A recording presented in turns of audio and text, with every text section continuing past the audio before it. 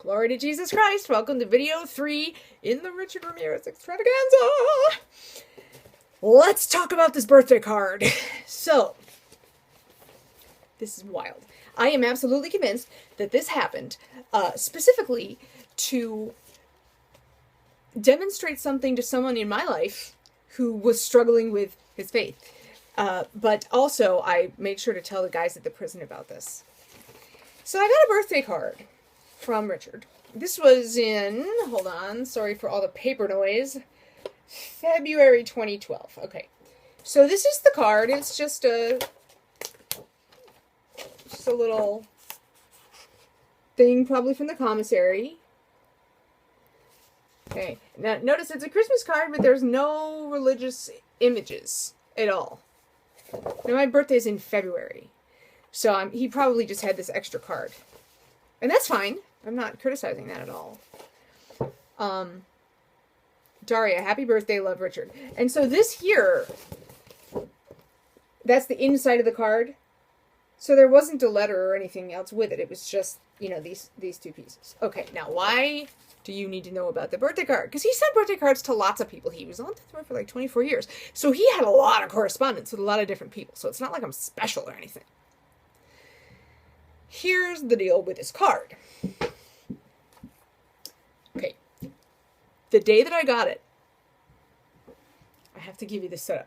The day that I got it, I was out to lunch. It was a Sunday. I was out to lunch with somebody very close to me who has not given me permission to use his name in the video, so I'm not going to do it.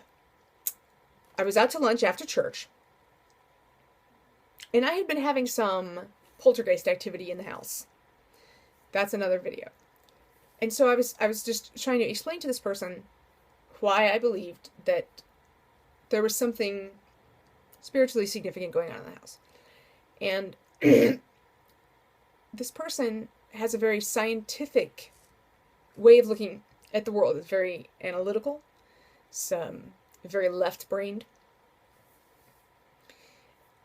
So that was hard for him to hear. And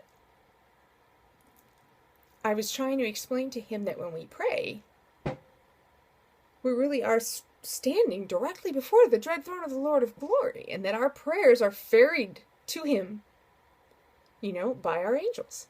Each of us has a guardian angel. I was trying to explain that, and that the angels can be messengers, and they can be sent to convey spiritual truth sometimes. I mean, there's a whole thousands of years of history of this, even before Christianity, even in the Jewish tradition, thousands of years before that. So we were having this discussion, and I wasn't really getting very far with that, and that was fine, because I had told this person, I said, you know, it's not going to make me love you any less if you don't agree with me, but we need to talk about this, because this is why I've got stuff happening inside the house. It's really crazy. So we finished our lunch. We were talking about something else. I don't even remember what. And on the way home, I said, I need to stop by the P.O., get the mail. And what was waiting for me in the mail but this birthday card? Now, here's the thing. Richard Ramirez did not know when my birthday is. I never told him.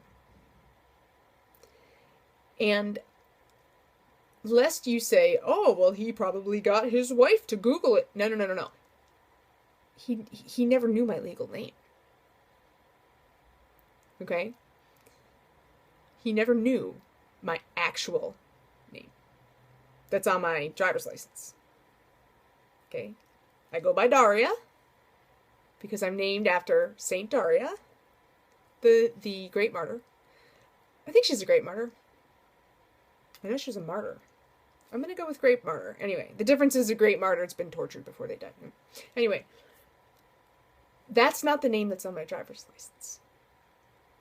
So there was no way for him to know even who to ask somebody else to Google, because he did not actually have my name. That means that something gave him that information.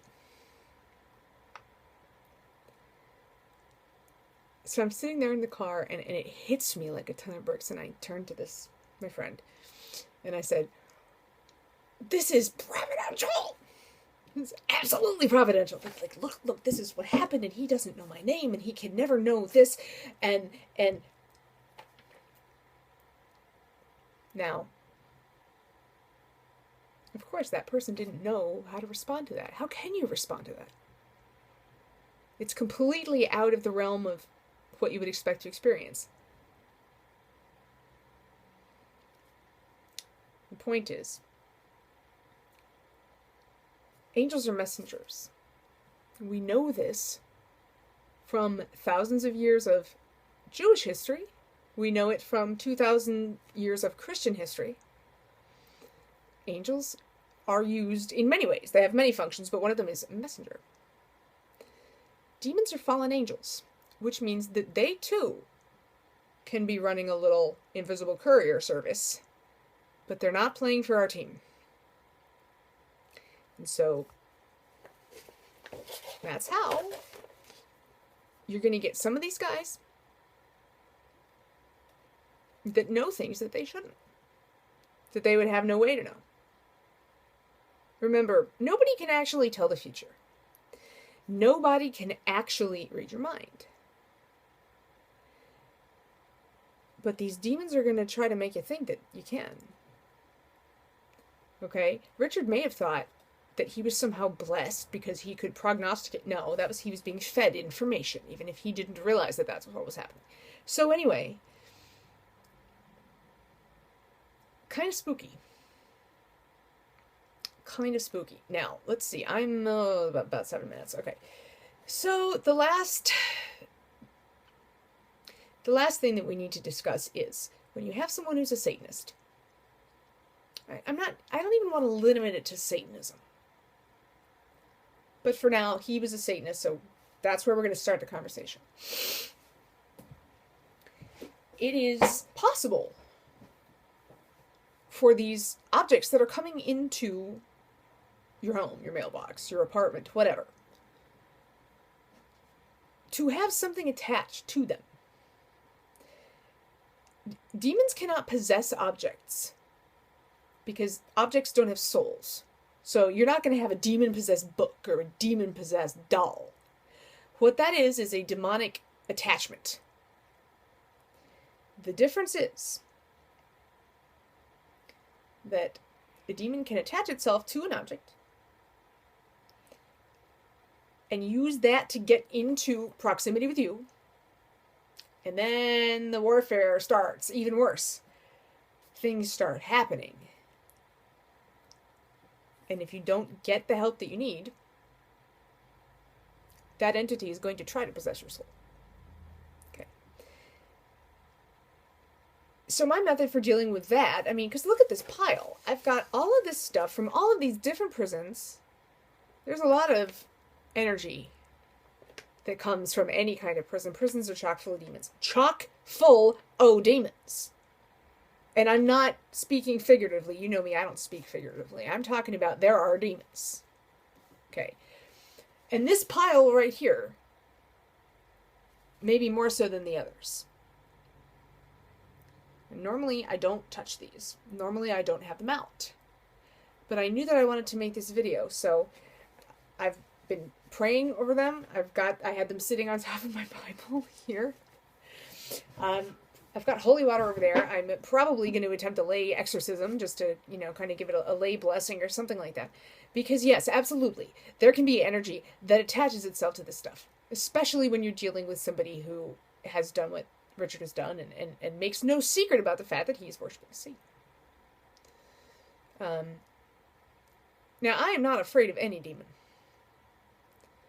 I am powerless to defeat those demons, but the Lord is not.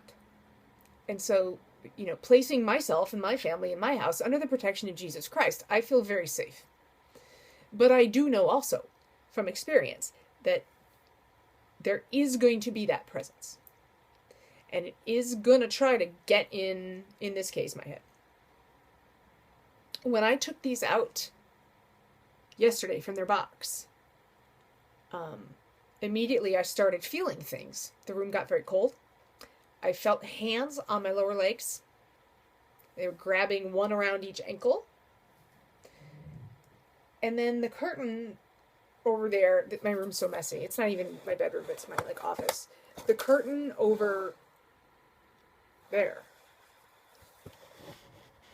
started fluttering as if there was a breeze. There is no breeze. Both of those windows are shut. And the fan is off. Okay. I went into the bathroom, brushing my teeth. And all of a sudden I hear something in the cupboard below the sink, which is where a trash can is. I opened up the cupboard and something threw a cardboard box. My hair product came in it. Threw that out at me. 90 degrees. It should have been in the trash, and it went at me. Yeah. But stuff like this happens all the time. But I really do feel that this probably has some nastiness attached to it. Anyway, I am now over my time limit. I have to stop this video. I will be back. If not tonight, soon. God bless you all. Pray for me. Toodles.